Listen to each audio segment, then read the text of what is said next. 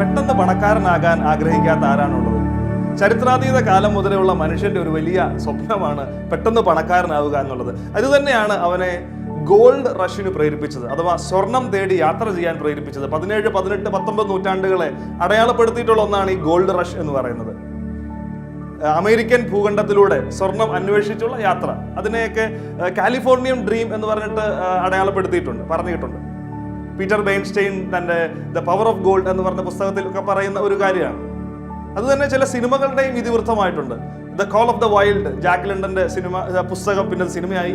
അതുപോലെ the gold rush എന്ന് പറയുന്ന ചാർലി ചാപ്ലിന്റെ സിനിമ, ആ സിനിമയിലൊക്കെ നമ്മൾ കാണുന്നുണ്ട് അദ്ദേഹം താങ്ക്സ് ഗിവിംഗ് ഡേയുടെ, ഈ സ്വർണ്ണം തേടിയുള്ള യാത്രക്കിടയ്ക്ക് അദ്ദേഹം താങ്ക്സ് ഗിവിംഗ് ഡേയുടെ അന്ന് ഒന്നുമില്ല അതിന്റെ ഷൂ പാകം ചെയ്ത് കഴിക്കുന്ന ആ രംഗമൊക്കെ എല്ലാവരുടെയും മനസ്സിൽ കിടക്കുന്ന ഒരു കാര്യമാണ്.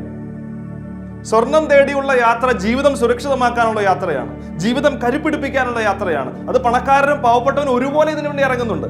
വലിയ ഇൻഡസ്ട്രിയലിസ്റ്റുകളും അതുപോലെ തന്നെ പാവപ്പെട്ട മനുഷ്യരും സ്വർണമെന്ന സൗഭാഗ്യം തേടി യാത്ര ചെയ്യുന്നുണ്ട്. അതിനേക്കാൾ വലിയ ഒരു സൗഭാഗ്യത്തെ പറ്റിയാണ് ഈ നോമ്പുകാലത്ത് നമ്മൾ ചിന്തിക്കാൻ പോകുന്നത്. Gold rush. ഗോൾഡ് റഷ് അല്ല, ഗോഡ് റഷ്, ദൈവത്തെ തേടിയുള്ള യാത്ര. നമ്മുടെ പാരമ്പര്യത്തിൽ നോമ്പിന് പറയുന്ന പേര് സൗമ റംബ എന്നാണ്, ദ ഗ്രേറ്റ് ഫാസ്റ്റ്. ദൈവത്തെ തേടിയുള്ള ഒരു യാത്രയാണ്.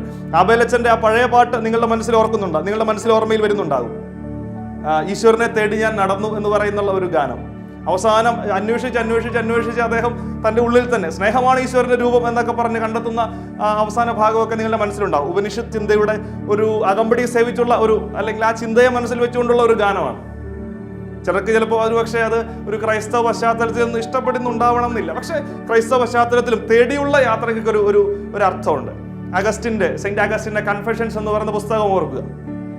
അതുമല്ലെങ്കിൽ അമ്മ ത്രേസ്യയുടെ ആഭ്യന്തര ഹർമ്മ്യം, ഇന്നർ കാസിൽ എന്ന് പറയുന്ന പുസ്തകത്തിലൊക്കെ പറയുന്ന ഒരു കാര്യം ഇതാണ്. ദൈവത്തെ തേടി അവസാനം ഏറ്റവും അകത്തെ മുറിയിൽ ചെല്ലുമ്പോൾ ത്രിത്വവുമായി കണ്ടുമുട്ടുന്ന ഒരു അവസരമൊക്കെ ഈ ഇന്നർ കാസിൽ പറയുന്നത് നിങ്ങൾ ഓർക്കുന്നുണ്ടാവും, അല്ലെങ്കിൽ നിങ്ങൾ വായിച്ചിട്ടുണ്ടാവും. അപ്പോസ്തല പ്രവർത്തനം 3-ാം അധ്യായം 6-ാമത്തെ തിരുവചനത്തിൽ പറയുന്നത് സ്വർണവുമില്ല വെള്ളിയുമില്ല. മുടന്തനായ മനുഷ്യനെ പത്രോസ് സുഖമാക്കുന്ന രംഗമാണ്. സ്വർണവുമില്ല വെള്ളിയുമില്ല നിനക്ക് തരാൻ, കർത്താവായ ഈശോയുടെ നാമത്തിൽ നീ എഴുന്നേറ്റ് നടക്കുക. നിന്നെ എഴുന്നേറ്റ് നടത്തുന്നത്, നിന്നെ ഏറ്റു നിർത്തുന്നത്, ബലമുള്ളവനായി ഉറച്ചു നിർത്താൻ സഹായിക്കുന്നത് ദൈവത്തിന്റെ വചനമാണ്. ആ വചനത്തെ തേടിയാണ് ഈ നോമ്പുകാലത്ത് നമ്മൾ യാത്ര ചെയ്യുന്നത്. നമുക്ക് ഒന്നിച്ച് യാത്ര ചെയ്യാം. സങ്കീർത്തനങ്ങളുടെ പുസ്തകം പറയുന്നു, 119-ാം അധ്യായം 127-ാം വാക്യം, അങ്ങയുടെ കൽപ്പനകളെ സ്വർണത്തെയും വെള്ളിയേക്കാൾ അധികമായി ഞാൻ സ്നേഹിച്ചു.